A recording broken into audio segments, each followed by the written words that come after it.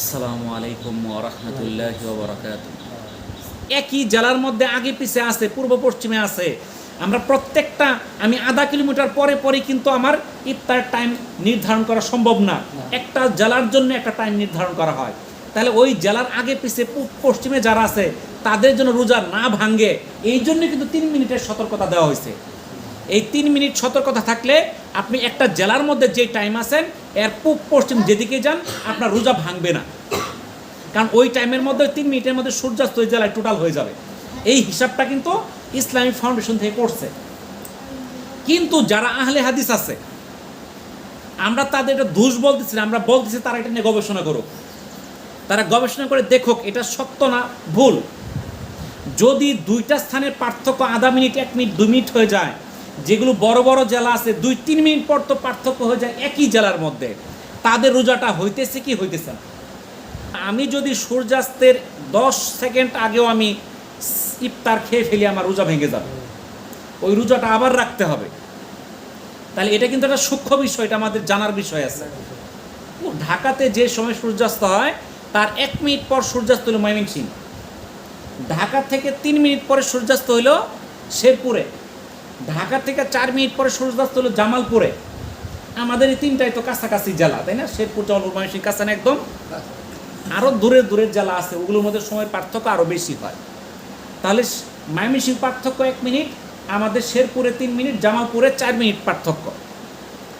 তাহলে এখন কি এই পার্থক্যটা শুধু শেরপুরেই, নাকি শেরপুরের যতগুলো উপজেলা আছে প্রত্যেকটার মধ্যে পার্থক্য আছে কি নাই বলেন?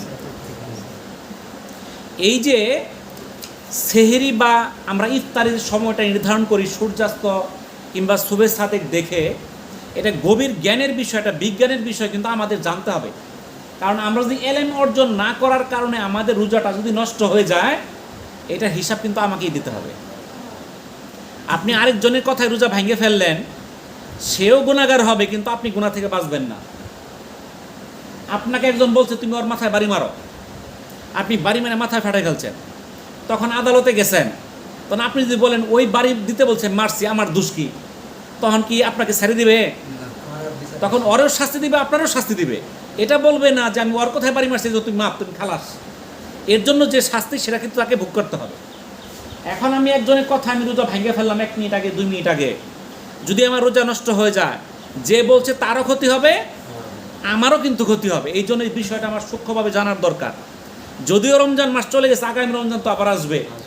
এই ত্রুটিটা আমরা চিন্তা করি, যারা আমার কথা শুনবে, হয়তো আমার কথা অনেক কাছে দূরদূরান্ত শুনতে পারে, কারণ দেখা গেলো এই যে কথাগুলো আমি মোবাইলে দিয়ে দিই, মানুষ শুনে, কেউ গবেষণা করবে, যদি এর মধ্যে কোনো জ্ঞান, তারা আরও যারা জ্ঞানী আছে, আমি তো অত জ্ঞানী না, যারা জ্ঞানী মানুষ আছে, যারা আলেম আছে, তারা হয়তো এখানে গবেষণা করে আরও উন্নত গবেষণা মানুষ হতে জানাইতে পারবে। বুঝতে পারছেন? আমার গবেষণা যে সঠিক এটা আমি বলতেছি না, আমার গবেষণা যদি সঠিক হয় তাহলে এটা ছড়বে, আর যদি গবেষণা ত্রুটি থাকে এটা বিলুপ্ত হয়ে যাবে। তাহলে দেখেন, শেরপুর জেলার মধ্যে 5টা থানা আছে, 5টা থানায় কিন্তু এক টাইমে আপনার সূর্যাস্ত হয় না। কোনোটার মধ্যে আধা মিনিট আগে, কোনোটার মধ্যে 20 সেকেন্ড আগে, কোনোটার মধ্যে 20 সেকেন্ড পরে, এরকমভাবে চেঞ্জ হচ্ছে।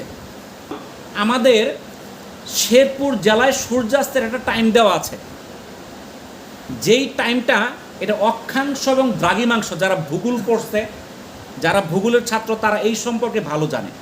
এই অক্ষাংশ এবং দ্রাঘিমাংশ এর উপর ভিত্তি করে সূর্যাস্ত, সূর্যোদয়, মধ্যাহ্ন এগুলো নির্ধারণ করা হয়।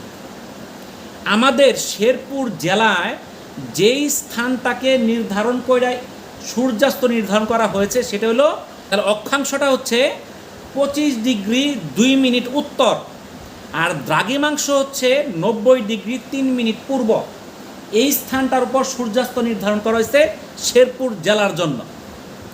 কিন্তু শেরপুর জেলার অবস্থানটা কোথায়? শেরপুর জেলার অবস্থান হলো উত্তর দক্ষিণে 24 ডিগ্রি 55 মিনিট থেকে 25 ডিগ্রি 16 মিনিট। উত্তর দক্ষিণটা হলো অক্ষাংশ, আর পূর্ব পশ্চিমটা হলো দ্রাঘিমাংশ। এই দ্রাঘিমাংশটা হলো শেরপুর জেলায় 89 ডিগ্রি 50 মিনিট থেকে 90 ডিগ্রি 15 মিনিট। তাহলে দেখা গেল যে শেরপুর জেলার এক প্রান্ত থেকে আরেক প্রান্ত, যদি আপনি উত্তর প্রান্ত থেকে দক্ষিণ প্রান্ত যান, এখানে অক্ষাংশের পার্থক্য 21 মিনিট। অক্ষাংশের পার্থক্য কত? 21 মিনিট। এটা কিন্তু সময় না, আবার এই মিনিট দ্বারা বোঝায় ডিগ্রি। যারা ত্রিভুজের চতুর্ভুজের বৃত্ত আঁকায়, বৃত্তের মধ্যে যে কোণগুলো আছে, একটা বৃত্তকে 360 ভাগের 1 ভাগ হলো 1 ডিগ্রি। এই 1 ডিগ্রি 60 ভাগের 1 ভাগ হলো 1 মিনিট। আবার এই 1 মিনিটের 60 ভাগের 1 ভাগ হলো 1 সেকেন্ড। এটা কিন্তু অক্ষাংশ দ্রাঘিমাংশের ক্ষেত্রে, এটা কিন্তু টাইম না, ঘড়ির টাইম না।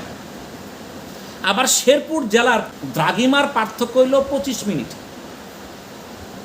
অর্থাৎ 1 ডিগ্রির 60 ভাগের 25 ভাগ পার্থক্য শুধু শেরপুর জেলার মধ্যে আছে। শেরপুর জেলা বাংলাদেশের মধ্যে একটা ছোট জেলার মধ্যে একটা। তাহলে এখানেই দেখা যায় শেরপুর জেলার পূর্ব পশ্চিমের যে পার্থক্য, দ্রাঘিমা রেখার পার্থক্য হলো 25 মিনিট, আর প্রতি মিনিটের জন্য সময়ের পার্থক্য হলো 4 সেকেন্ড। ঘড়ির পার্থক্য হলো 4 সেকেন্ড। তাহলে 4×25 100 সেকেন্ড। তাহলে শেরপুর জেলার এক প্রান্ত থেকে আরেক প্রান্তের সূর্যাস্তের পার্থক্য হলো 100 সেকেন্ড, মানে 1 মিনিট 40 সেকেন্ড। এটা হলো গাণিতিক হিসাব।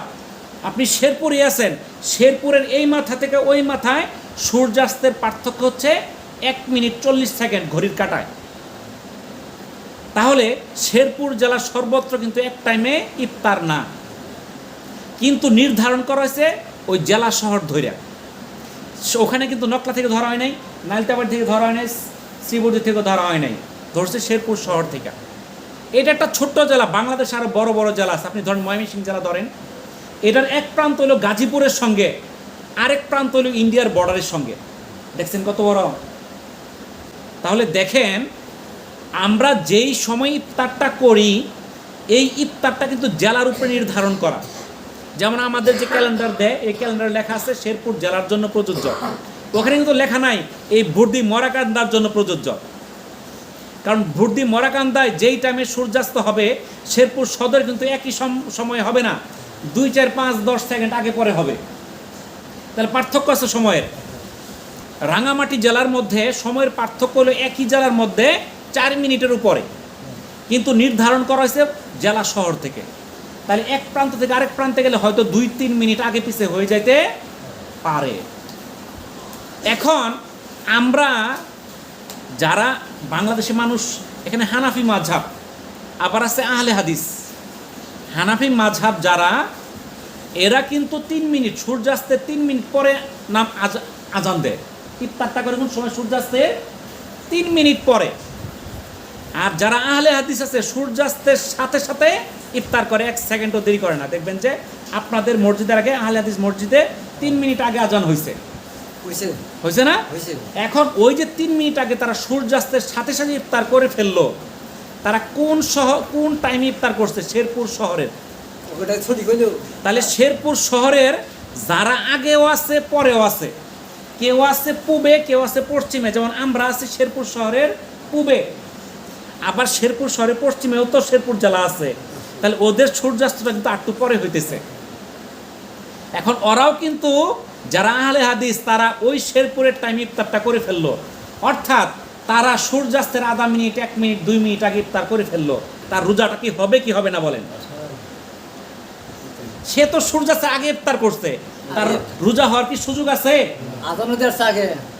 ওরা দেখছে জেলা শহরের সেন্ট্রাল টাইমে তারা কি দিছে? আজান দিছে। সূর্যাস্ত ঠিক টাইমে আছে। ওই টাইমে যদি আপনার ওই টাইমে যেই টাইমটার উপর নির্ধারণ করে সময়টা নির্ধারণ করা হয়েছে, ওই জায়গায় যদি ইফতার করে তাহলে ঠিক আছে। কিন্তু ওন থেকে যদি পশ্চিমে একটু যায়, তাহলে টাইমটা কিন্তু চেঞ্জ হবে না? তাহলে আমাদের ইসলামিক ফাউন্ডেশন থেকে, বাংলাদেশের ইসলামিক ফাউন্ডেশন, যারা বড় বড় যারা আলেম আছে, জ্ঞানী আছে, তারা কিন্তু সময়টা হিসাব করছে যে যদি সূর্যাস্তের সাথে সাথে ইফতার করে অনেকের রোজা হবে না। কেন? অনেক আমাদের প্রত্যেক জায়গার জন্য, প্রত্যেক মহল্লার জন্য আলাদা করে টাইম দেওয়া নাই।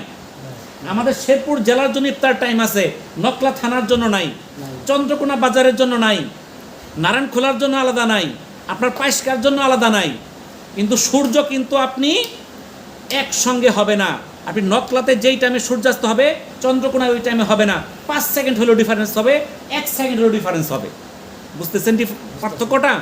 তাহলে যে ইসলামিক ফাউন্ডেশন থেকে যেটি নির্ধারণ করে দিছে, তারা 3 মিনিট সতর্কতা, কারণ একই জেলার মধ্যে আগে পিছে আছে, পূর্ব পশ্চিমে আছে।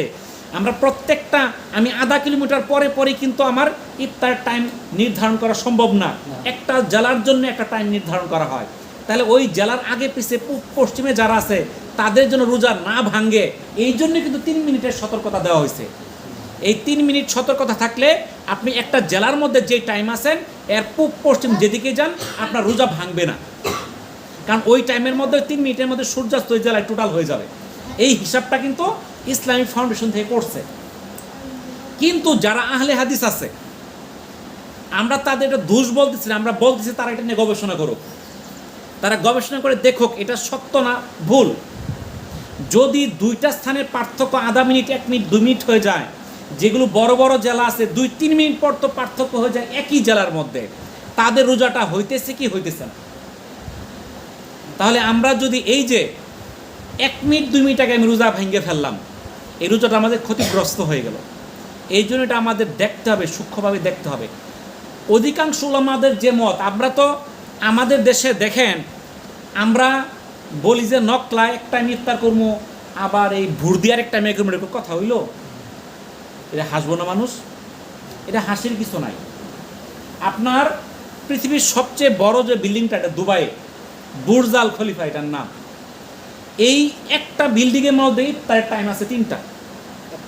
একটা বিল্ডিংয়ের মধ্যে টাইম 3টা। যারা নিচতলায় থাকে তারা এক টাইমে ইফতার করে, যারা মাঝামাঝি লেভেলে থাকে তারা এক টাইমে ইফতার করে, যারা উপরের লেভেলে থাকে তারা আরেক টাইমে ইফতার করে। আপনি খোঁজ নিয়ে দেখেন, মানে তারা এত নিখুঁতভাবে সময়টা হিসাব করে। আপনার অবস্থানের কারণে সূর্য উদয় অস্ত ডিফারেন্স হয়। আপনি যদি পূব পশ্চিমে যান সূর্যাস্ত ডিফারেন্স হবে, আপনি যত পশ্চিমে যাবেন সূর্যাস্ত তত দেরিতে হবে। যেমন আমরা এখন কি বাজে কয়টা, প্রায় 1টা, কিন্তু এখন যান সৌদি আরবে বাজতেছে সকাল 11টা, ওটা পশ্চিমে না। আবার পূবে যান দেখবেন যে ওখানে সন্ধ্যা হয়ে গেছে, অনেক দূরে গেলে, তাই না? তাহলে ডিফারেন্স হইতেছে না? উচ্চতার কারণেও ডিফারেন্স আছে। আপনি এখানে ভূমিতে আছেন, যে সময় সূর্যাস্ত হবে এনতেজ দিয়ে আপনি 1 কিলোমিটার উপরে ওঠেন, তাহলে সূর্যাস্তর পরে যাবে, ওখান থেকে সূর্য দেখা যাবে। আপনি বিমান দিয়ে যেতেছেন ভূমিতে, যে সময়ে বাংলাদেশে আছেন আপনি এই খানি আছেন, এখন যে সময় ইফতার, এখান থেকে আপনি 10,000 ফুট উপর আছে বিমান, ওই বিমানে ইফতার কিন্তু ওই টাইমে না। বুঝতে পারছেন? কারণ ওই বিমান থেকে সূর্য তখন দেখা যাবে, যখন থেকে আমি ভূমিতে আছি তখন সূর্য দেখা যাবে না, কিন্তু বিমান থেকে সূর্যকে দেখা যাবে। অতএব ওখানে ইফতার হবে পরে। কিন্তু এই ডিফারেন্সগুলো ওই সকল দেশে সূক্ষ্মভাবে হিসাব করে, এই জন্য তারা সূর্যাস্তের সাথে সাথে ইফতার করে এবং তাদেরটা হয়। কিন্তু আমাদের দেশে ওই ব্যবস্থা নাই। আমার নকলার জন্য যে টাইম, ভর্তির জন্য একই টাইম, চন্দ্রকোনার জন্য একই টাইম, নারায়ণখোলার জন্য একই টাইম, অর্থাৎ সারা শেরপুর জন্য একটা টাইমই দেওয়া আছে। তাইলে যদি আমরা চাই এই শেরপুর জেলার সবারই রোজাটা হোক, তাইলে আমার সতর্কতামূলক টাইমটা গ্রহণ করার দরকার আছে কি নাই বলেন? দরকার আছে। সে ঘড়ি দেখে সে খেয়ে ফেললো, তাহলে তার রোজাটা হইতেও পারে, নষ্ট হইতে পারে, কারণ ওই যে টাইম আগে পিছের কারণে। তো এই বিষয়গুলো আমাদের সচেতন হইতে হবে। আমাদের প্রত্যেকটা জিনিস আমাদেরকে অন্বেষণ করে দেখতে হবে, কোনটা সঠিক ভুল যাচাই করতে হবে। আমাদের জ্ঞান অন্বেষণ করতে হবে, হাদিস কোরআন পড়তে হবে। কারণ এখন এমন একটা ফিতনার জমানা, একই কথা 10 জনে 10 রকম বলতেছে, আপনি কোনটা করবেন? আপনার এটা বাঁচার উপায় নেই, একজন এক একটা কইছে আমি ছেড়ে দিলাম, করা যাবে না। আপনার জ্ঞান অন্বেষণ করতে হবে, আপনার সঠিকটা জানতে হবে এবং সেই অনুযায়ী আমল করতে হবে। আল্লাহ তাআলা আমাদেরকে সঠিক বোঝার তৌফিক দান করুন। তো আমি যে কথাগুলো বললাম, যদি কোনো ভুল হয়ে থাকে আমি আল্লাহর কাছে ক্ষমা চাই, আপনাদের সকলের কাছে দোয়া চাই, আল্লাহ তাআলা যেন আমাকে মাফ করে। ওয়া আখিরুদ দাওয়ানা আনিল হামদুলিল্লাহি রাব্বিল আলামিন। আসসালামু আলাইকুম ওয়া রাহমাতুল্লাহি ওয়া বারাকাতুহু।